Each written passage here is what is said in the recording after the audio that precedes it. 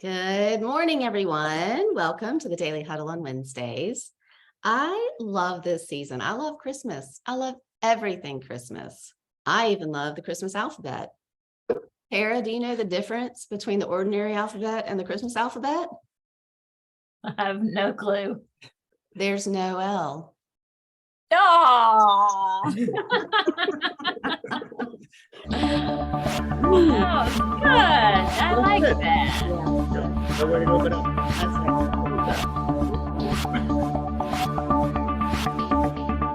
Noel. Love it.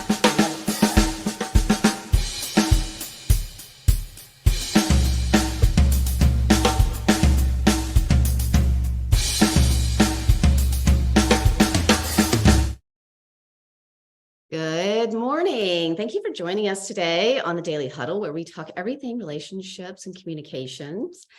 And Tara and I are passionate about this because we know that better communication builds better friendships, better relationships, and better businesses. And before we dive into our topic with our esteemed guest today, I have a few questions to get us started. I'm going to start with you, Tara. What time is it? Oh, Kathryn, you know what time it is. I have on my beads and no watch, but I know this, the time is now. That's right. That's right. You got it. And I'm going to go over to Stan today. I love asking Stan questions. He's got the greatest answers. Stan, where are you and what are you grateful for? You're on mute. I know you're there. Came off mute, but we can't hear him. Oh, no, There you go. There you go. There you Okay. go. I'm right here. The only place that I can be and the only place I want to be. Couldn't be here any place else if I wanted to be. I'm here. And I'm grateful for the fact that I am here because a lot of people are at another here. They're there in their here, and I would rather be here in my here. I love it. I love it. Speaking to all of it, just to be present where you are right here, right now. That's awesome. All right. I have one more question. I get to turn and ask Tom. Tom, you ready? I think so. How are you and who are you going to hug today? You know, I am the way I say I am, Kathryn. Mm-hmm. And I had a list of people I was going to hug. I think I'm going to hug you. Yeah, you better. There's only one right answer.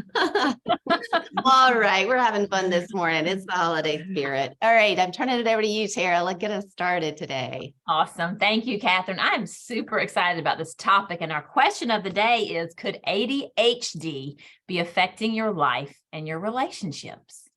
And I'm really passionate about this topic for many reasons, mostly because I think I'm afflicted by it or affected as are two of my children. So I'm going to introduce our master guest, and her name is Kathryn Robinson. And I want to tell y'all just a little bit about her, and then we're going to dig in with the questions. Kathryn Robinson is the founder and president of ADD Action Coach Incorporated. Kathryn says that it was passion, focus, and personal experience that drove her to start her own company, which focuses on ADHD coaching and educational advocacy. After her own child was diagnosed with ADHD and dyslexia, she went back to school to earn her master's in education to help navigate educational struggles. It was along this journey she knew she had uncovered her life's work. Kathryn is also a certified practitioner in the Zing Performance program, which is an exercise-based program to optimize focus, concentration, and coordination. Today, Kathryn's work primarily focuses on helping clients to improve executive function, time management, and organization by learning exercises, building habits, and adopting strategies. Kathryn has spent over 17,000 hours coaching children, students, adults, and couples. She and her team work with clients in person in Nashville, Chicago, New York, and New Jersey, as well as remotely all over the U.S. and internationally. Kathryn is considered a master in the field of ADHD coaching. So welcome, Kathryn. We are so glad to have you here. Thank you so much, Tara. So nice to be here with you. Yes. So I thought it might be cool to start off before we dig into some of the strategies and how this might be affecting our life is, can you explain to us what are the myths around ADD and ADHD as opposed to what it actually is? Well, many people say, jokingly, well, I have ADHD, or, I'm not paying attention, but we really have to focus in on how it impacts your life and how much it impacts your life. Um, the signs are inattentiveness, hyperactivity, not, getting tasks done or finishing tasks. Many people with ADHD have had many, many jobs and positions throughout their life. Some because they've been fired from jobs, or others where they just get tired of the job and get kind of bored with it. So they keep on churning, in the job world. So we always have to look at how much these symptoms impact your life. And that's why it is so important to get a professional diagnosis to really address the issue. Awesome. Thank you. So can you help us to peel that back just a little bit more deeply? What are some signs that someone of any age might say, oh my goodness, I may have ADD or ADHD? One of the primary symptoms in adults is being late, not having a sense of time, losing things, losing possessions, wallets, keys, purses, cell phones, things that are important to us. Just not being able to finish tasks at work or at home, where the disorganization sets in and you feel very overwhelmed, like you can't get out from under. And, it's very important. Of course, all of these things involve executive function, being able to manage time, be organized, complete things. So those are really the primary symptoms of most people. Of course, everyone is different. And then we have something called comorbidities, which could include anxiety and depression. And of course, I see that a lot in my work. It's very rare almost not to see some degree of that with ADHD. Okay, interesting. You've mentioned things that kind of relate to me to not being able to remain focused, like you're distracted and you're disorganized. Help us to understand how someone with ADHD can in some settings be completely distracted, cannot focus, and then they're like hyper focused on something and see nothing else. Tell us about that brain. Yes, and that often impacts couples because you have a partner so focused on something and the other partner is speaking to them and they have no idea what they have just said. So it is that kind of tunnel vision, hyper focus, because they're taking so much energy and interest, in whatever that task is. Mm-hmm. Okay, interesting. Wow. So it's that they're putting all their energy into one, really, they are focusing on something, but it maybe isn't what they need to focus on. Yes. Okay. And of course, there are many strengths with ADHD, and hyperfocus can be one of them. Many times, even surgeons have ADHD because they can stand and work on a patient for hours and hours and hours. Many international airline pilots could have ADHD even because they can sit and fly for hours and hours. I mean, so there's certain professions that I do see, kind of in relation to what you're talking about. Absolutely fascinating. Okay, so let's say someone is listening to us and they're like, this sounds oddly familiar. Tell us about, and I do want a little bit of a kind of a precursor before we jump past the testing, is we're not going to step right into medication. So that's not the purpose of the testing, right?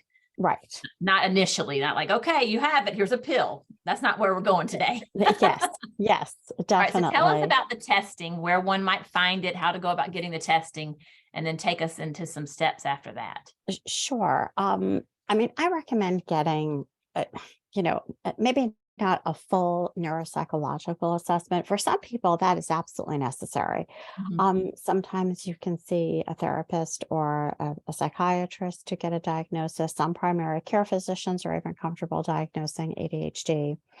But definitely, filling out some questionnaires, talking to the doctor to get, a real handle as to what is going on. And then, of course, coaching is a wonderful tool. There are so many books on ADHD, of course, but we also have to focus on exercise and nutrition.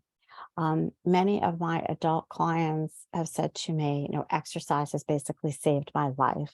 It brings my anxiety down. It brings, it makes me more focused. It makes me feel better. I can start the day off right. So I can't stress enough how exercise can benefit anyone with ADHD. And of course, it benefits all of us, but especially those, diagnosed. Wow, I did not know that. So when you say exercise, does it need to be cardio? Give us a little bit more color around it. Well, definitely some cardio. Many of my clients do yoga, Pilates, just stretching, calisthenics, and anything to kind of get your body moving, especially when people are working at home, not to be, sedentary and sitting in front of a computer all day. You want to take regular breaks, get your body moving, whether it's unloading the dishwasher or, getting on the floor and doing some yoga for 10 minutes. That's just such a great reminder. I think we're probably talking to a lot of people who spend hours upon hours in front of a screen, and we all try to remind each other, get up.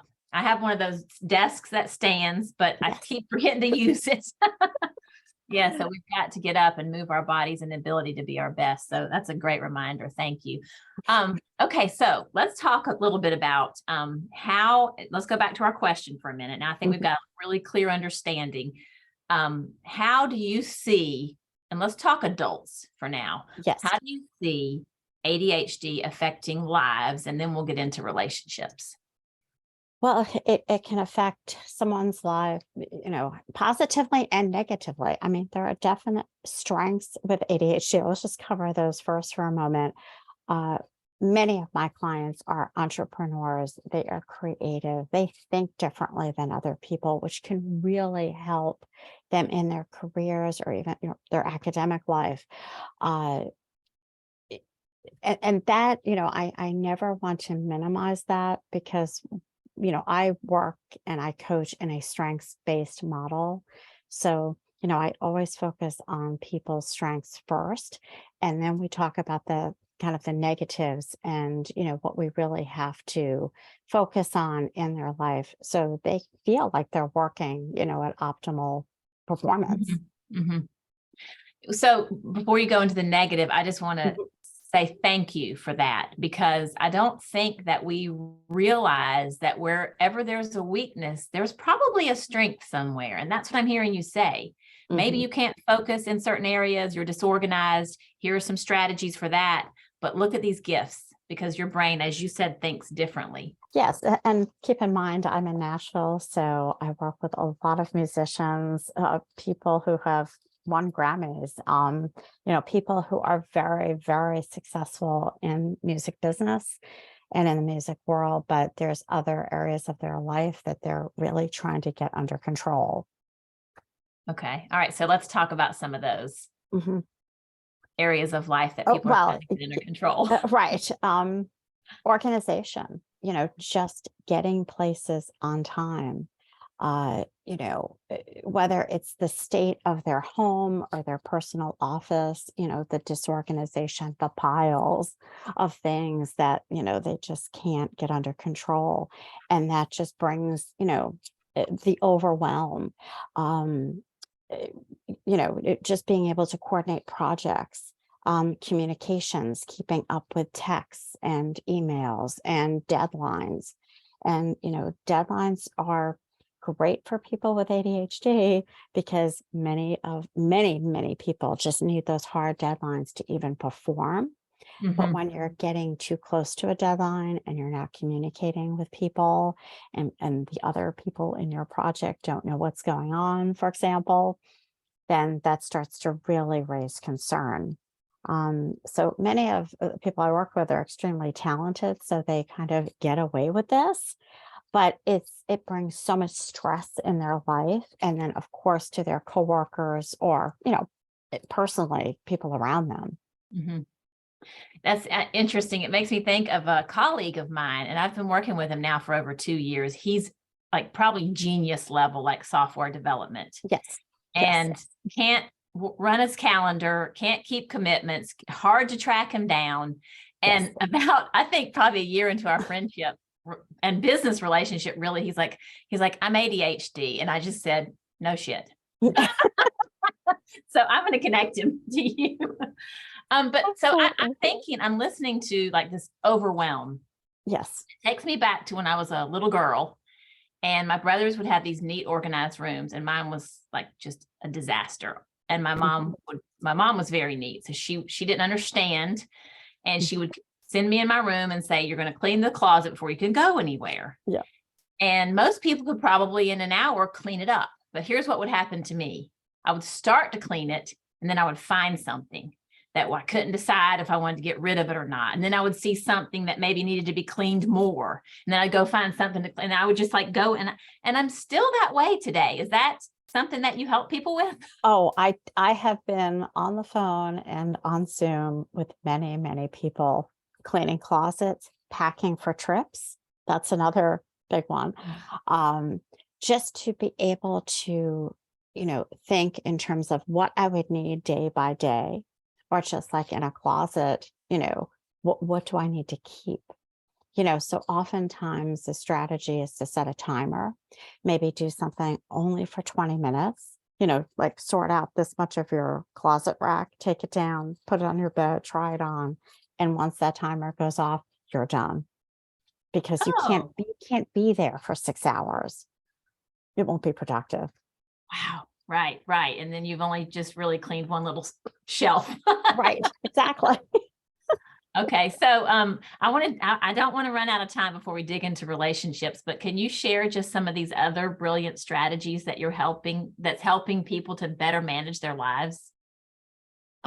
Visualization is a very big tool that I use with my clients. Many people feel anxious about their day ahead. What do I have to do? What are my responsibilities?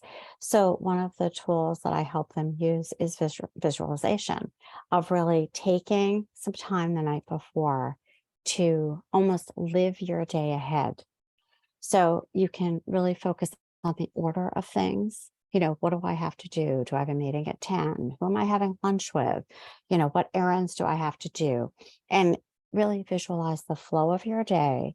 And, it just gives you so much more control, and it really, really helps you manage your time. Wow. You're touching on things that I think I've just taken the long way to figure out over my life. I used Mhm. to plan these huge conventions, and I would just have to literally close my eyes and see what the people were holding, see everything, and then I Yeah. just start writing it down. It took me forever to figure that out. But it's such a great tool, isn't it? Mhm. I mean, it really just brings everything together. And what I always share is that anxiety lessens about your day. You feel in control. Absolutely, absolutely. To me, and I've even been writing about this recently, that angst and anxiety comes not during the action, but the deciding of it, and the Yes. stress of like not knowing which way to go or what to choose. And Mhm. that's where that anxiety. Ronald, I see your hands up, and we're going to get to you. I promise. You're going to be the very first question, but I do want to jump over to the other part of our question of the day, which is, tell me how you see ADHD affecting relationships. It affects them deeply. Uh, I've worked with many couples over the years, for many different reasons, but I would say one of the overriding themes in working with couples is how much the logistic management of a household impacts relationships, where one of the spouses will come to me and say, I do everything. I manage the children, I clean the house, I'm also working, I'm keeping everyone's calendar together. And they of course feel overwhelmed and kind of, what is the word, kind of put upon, Mhm. where their ADHD spouse, they don't feel is pulling their weight. And this impacts marriages severely. Mhm. So I really, sit down with each individual in the relationship. We go over what they need and we try to establish the best communication possible to work out a plan so the logistics of a marriage don't completely overwhelm the marriage and overtake it. It's absolutely fascinating.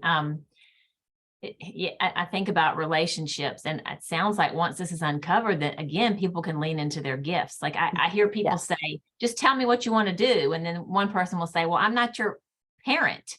Right. You should Mhm. know. Well, their brain needs to be told, empty the dishwasher. So just tell them. Yes. Yeah. So, So, yeah, I just want to bring just Kathryn. Oh, go ahead. oh no, I was just going to say, just establishing those schedules where it almost appears that we're overthinking things when we plan, between a couple in a relationship. You have to, because if we're leaving this to chance, it's not going to work out well, and one of those people will be tremendously unhappy long term. Wow, it's just so empowering just to listen to you. Thank you. Oh. I do want to bring my co-host Kathryn into the conversation, and then we're going to go straight to Ronald with his questions. So, Kathryn, talk to us. Yeah, this has been great. Thank you so much, Christine. This is actually more of a question from both of us, but a lot of the symptoms that you're describing also sound like burnout, inattentiveness, lack of focus, overwhelmed. Can you speak a little bit about the difference between those two and how you could identify that? Sure. When I'm coaching a person, I always try to get into their work and how much they like their work. And many times we will uncover after quite a few sessions that maybe this job isn't the right fit for them. Maybe they've always dreamed about, I don't know, for example, being an artist. Say they're in the business world, and of course they went into the business world for money to make a good living, but their passion is something else. So we really try to uncover that. I've coached many lawyers who don't want to be lawyers, and they have gone into much more creative fields or or hobbies even. I had one gentleman who became he was very passionate and interested in wine and spoke French, and he was an attorney, and he ended up going into the wine business, a major company based in France. And it was just tremendous to see that. And it probably took almost a year to get to that point of work with him, but what a change in his life. Yeah, that's great. Thank you so much. This is so helpful. It's You're Yeah, that's a welcome. wow. That's a what a winning story. We have a question from Ronald, I believe. Are you still there, Ronald? Yeah, I am. Oh, there you are. Awesome. This is great. This is great. I check all the boxes. So studying from that, the question is, does it get worse with age, or is there a time where you can is there a sign that you can kind of early spot it in a child? Well, it can get, well, it really depends upon the person. Each case is very different. Typically, if you're diagnosed as a child, especially with ADHD, which includes the hyperactivity component, the hyperactivity may, decrease over time, but the symptoms of inattentiveness and disorganization, executive function usually still remain, unless, a child is worked with by a tutor, maybe who specializes in executive function, or, a parent who really puts together a schedule and helps, them along. So I'm not sure if I'm quite answering your question. Yeah. Okay. But for I have tried all the techniques. I put myself on timer. I've done, I mean, I'm hyper focused sometimes, and I'm highly disorganized on time, sometimes, but I do get things done. Is just the part where the overwhelming part, and yeah, the outcome is sometimes devastating, when you really get tired. The mental fatigue is sometimes, unbearable. Yes. Have you ever tried medication? No. Okay. No. And again, it works and is great for some people. For some people, they cannot tolerate it. But it's also important to take breaks and to pace yourself. So maybe if you can focus a little bit more on that, you may not feel as overwhelmed. Yeah, so the ADD and HD was that? ADHD, yeah. ADHD. So it's two different things, right?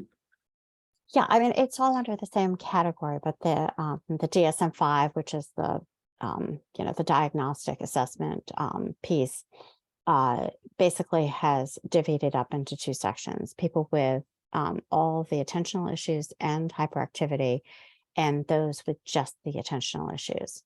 So you have Right. the inattentive type and the attentive type. Yeah.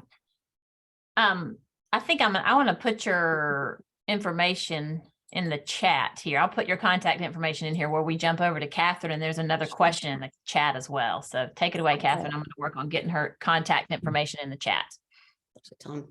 All right, Christine, good morning. Thank you. This is very, very informative. Thank you. You had mentioned toward the beginning that the focus on exercise and nutrition are a couple of the approaches that you emphasize.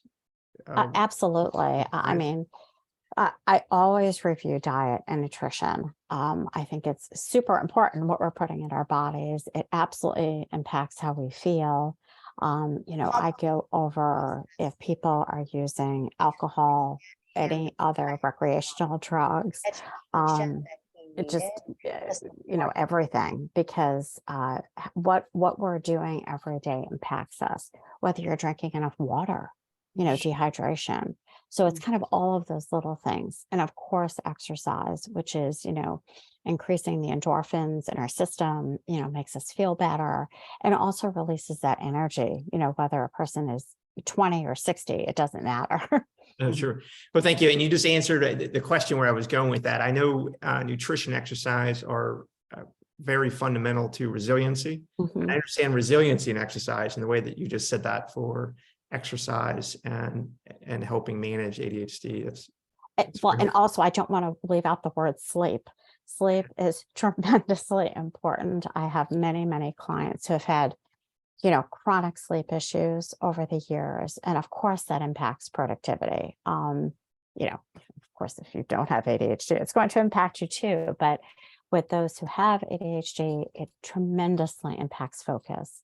So we always work on sleep schedules, moving back your sleep gradually, not trying to make a difference of if I'm going to bed at 2 a.m. to try to go to bed at 10, that is not, 10 p.m. That's not going to work. So we work on a plan of moving that back gradually so it really sticks. That's great. Thank you. You're welcome. Thank you. We do have time, I think, for one more question. And Laura asked us about the ADHD brain as it faces trauma. Like, tell me how the ADHD brain reacts to trauma versus the non. I think that's pretty much your question. Over the years, I've seen a major link between trauma and ADHD. I can't tell you how many people I have referred to a therapeutic approach to trauma called EMDR. EMDR is a very, very effective technique that therapists use. I do not do EMDR. Could you say that again? It's EMDR. Okay. And it's a tried and true method. it really, it goes into the subconscious level of the brain. So it really can remove a lot of those, traumatic feelings that affect day-to-day functioning. So I've seen a huge link in it. And once a person kind of attacks that, they can also really attack, other areas of their life effectively. Wow, So powerful. there's the link, I Thank believe. you. Thank you so much. If you could leave us with one last thought as it relates to folks struggling with ADD or ADHD, what might that be? Well, if you're not diagnosed, try to get diagnosed, because we really do want to know what the main issue is. Is it ADHD? Is it anxiety? Is it depression? Many of these things overlap. So it's not only confusing, for the person, but it's also can be confusing for professionals. Sometimes people come to me with a diagnosis and I'm really not sure, what it is until after maybe 4 or 5 sessions. But never lose hope, really gather your strengths and, take each day as it comes and, read about ADHD, talk to professionals if you can, and try to get any information, that is valuable to move you along. Thank you so much. This has really, really been enlightening. I feel like not only for if we think that we personally struggle with it, but to help us to understand and love the people in our lives. And I see so many people saying, well, I'm not taking medicine, so I'm just going to suffer. And those are not the only 2 options. And so thank you for shining a light on that. Thank you so much. Thank you. I'm going to close us out with our tenets, which I think really, I just feel these all in my heart today, thanks to you. And we're going to start with love. I think that this information helps us to love all people and understand each other better. So thank you for that. And then give of our compassion and our understanding, and seek to listen to each other by giving of our time. And then let's not take life too seriously. Let's throw our head backs and laugh out loud, which will help us to do what? To stress less. And just like Christine said, get your sleep. That will help you to have better executive function.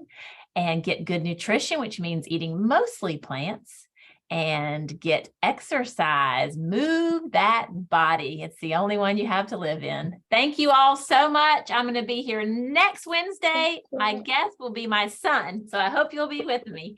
Thank you, Christine. Thank you, Christine. Christine. Thank you, Catherine. Christine, Yes. Kathryn, Tara. Bye-bye. Thank One you. love, guys. One love. One Thank love. you. Peace Thank and you, guys. blessings Thank all. you. Merry Christmas, everybody. Happy holidays. Bye. Happy holidays.